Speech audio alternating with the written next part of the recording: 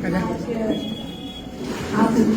Students हैं, सबको पता होगा कि आज क्या है। हम लोग जो यहाँ पे इकट्ठा हुए हैं और मैं आपकी बौद्धिक क्षमता को यहाँ पे अच्छे से समझ पा रही हूँ।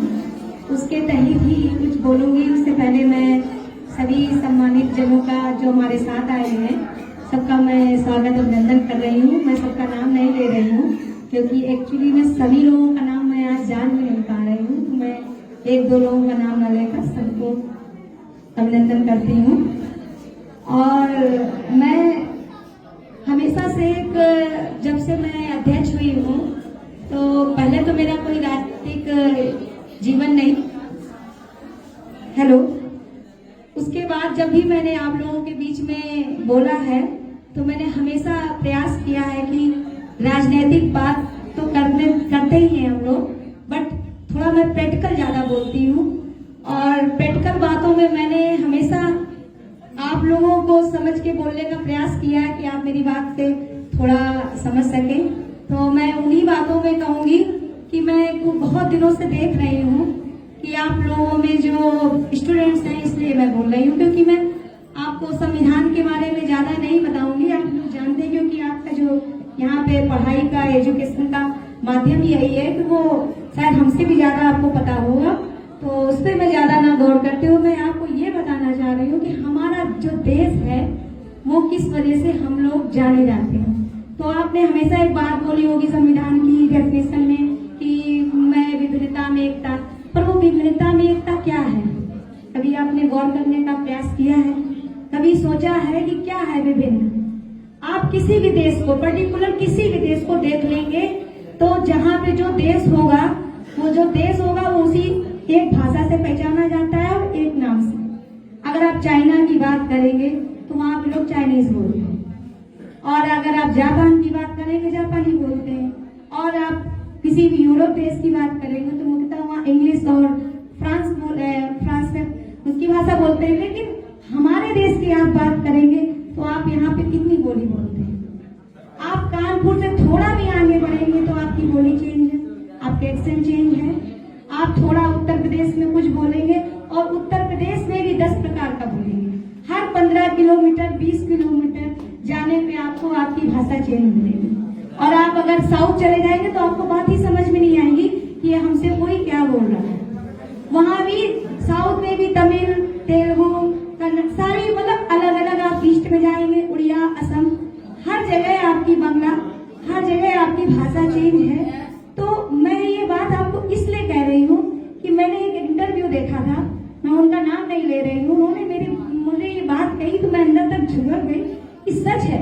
उन्होंने कहा कि एक घर में आप लोग 4 लोग रहते हैं फिर भी विच्छेद हो जाता है, लड़ाइयां हो जाती हैं।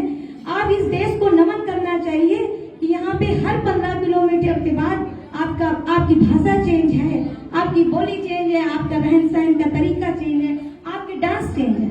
आप उत्तर प्रदेश में कथक करते हैं, उड़िया में उड़िया करते हैं, साउथ में भरतनाट्यम करते हैं। हर जगह आप जाएंगे तो कुछ न कुछ, पंजाब चले जाएंगे तो भंगड़ा करेंगे।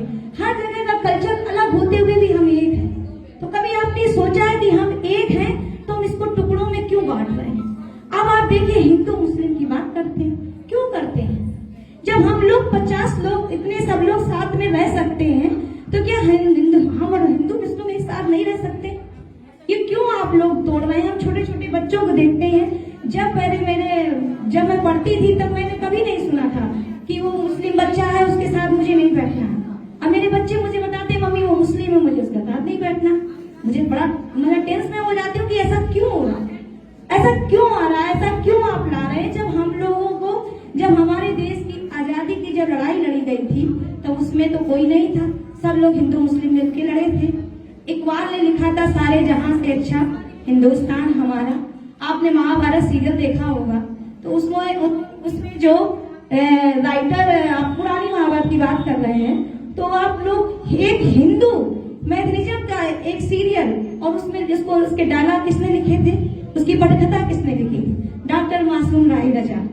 आप सोचिए कि वो घर घर तक सिर्फ डायलॉग की वजह से, जो कृष्ण ने गीता में उसमें बोला है, जो उसमें संवाद बोले माता, जो भीष्म पितामह ने बोले, जो वहाँ जो भी बोला गया है वो डॉक्टर मासूम राय ने बोला है। तो आप आप समझिए कि हम लोग अनेक में एक थे, पर हम लोग अब अनेक में एक नहीं रह पा रहे हैं। हम लोग बाबा साहब की बातों को भूल रहे हैं। उन्होंने हमको एक साथ बांधा और सबकी एक वोट दिया है, सबको एक शक्ति दी है, हमको सरकार चुनने का महत्व दिया एक वोट के साथ। और महिलाओं को, पहले हम महिला हैं तो हम आपकी स्टूडेंट्स की बात करेंगे कि हम महिला हैं तो हमको भी एक वोट दिया, इनके बराबर दिया, पुरुषों के बराबर दिया। किसने दिया?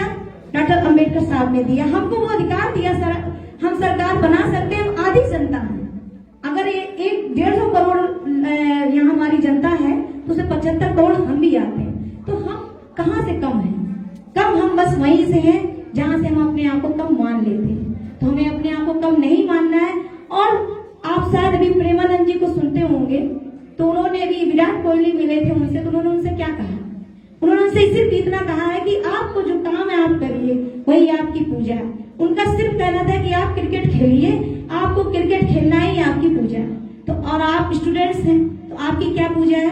आपकी सिर्फ ये पूजा है कि हमें पढ़ाई करनी है, हमें अपने एजुकेशन पे ध्यान देना है और अच्छे से पढ़ना है, क्योंकि हमारे माता पिता हमको घर से भेजते हैं बाहर, सिर्फ इसलिए भेजते हैं, ये नहीं कि हमें कहीं जुलूस निकलना है तो उसमें आगे आगे बढ़ जाना है, बस उसी में सारा दिन बर्बाद करना है और घर में जाके सो जाना है कि हम थक गए।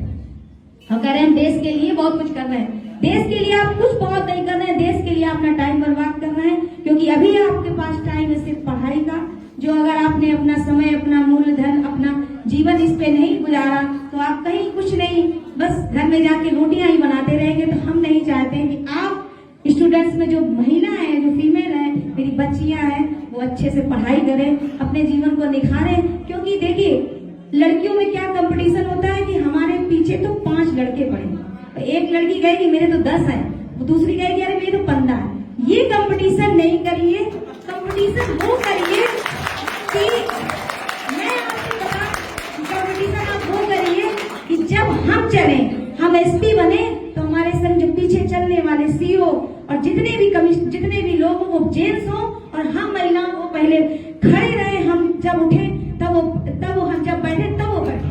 तब आप कहिए कि हमारे पीछे चलने वाले 1000 पुरुष हैं, जिन लड़कों को मत कहिए कि हमारे चलने वाले 50 हैं। ये तो अभी समय के अनुसार आपको हंसाएंगे, बुलाएंगे और आपका टाइम पास करेंगे। इसलिए इन पे कभी तवज्जो मत दीजिए, तवज्जो अपनी एजुकेशन को दीजिए, तवज्जो अपनी लाइफ को दीजिए। वही पुरुष आपको पीछे पीछे आपके घूमेंगे, जो पुरुष आज आपको परेशान, आपको लग रहा है कि वो मेरी सुंदरता में, कोई सुंदरता पे नहीं, सिर्फ टाइम पास है।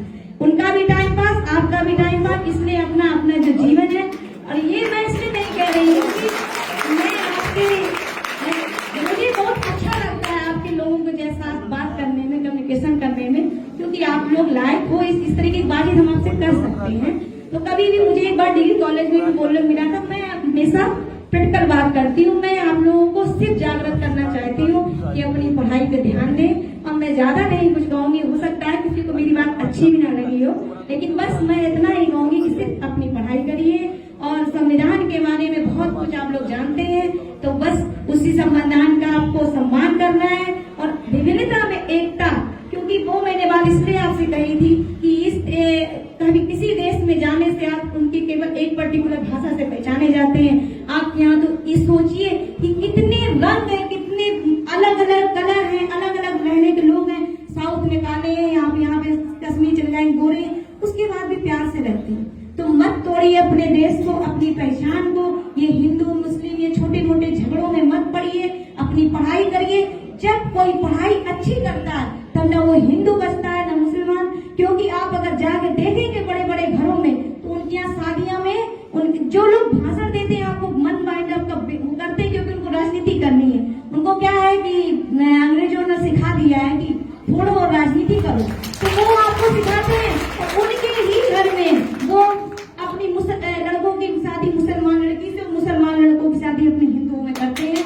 तो उन पे मत जाइए कभी विभिन्नता में। अपने घर में अपने आप को देखिए, बाहर के लोग यहाँ पे चौक जाते हैं, ऐसा कैसे हो सकता है, कैसे कोई रह सकता है। तो आप उस पहचान को, उस अच्छी चीज को अपने अंदर अच्छे से रखिए। और साथ में जो भाई बहन हो उनको कहिए कि ये मत करो, ये फोड़ना कोई अच्छी चीज नहीं है। प्यार से चलना, प्रेम से चलना और अच्छी राह में चलना, यही हमारा और हमारा जो कर्तव्य। आप पढ़ेंगे तो आप खुद लगने पड़े थे ये सब बातों में। जब आप अच्छी पढ़ाई करेंगे, इतिहास देखेंगे, तब आपको लगेगा कि सच में लोगों का समर्पण जातिवाद से नहीं है, प्यार से और अपनी एजुकेशन से। आप लोग अब पढ़ाई कीजिए अच्छे से, बस हम आपको यही अपना आपका मोटिवेशन करेंगे इसी बात पे। जय हिंद, जय भारत।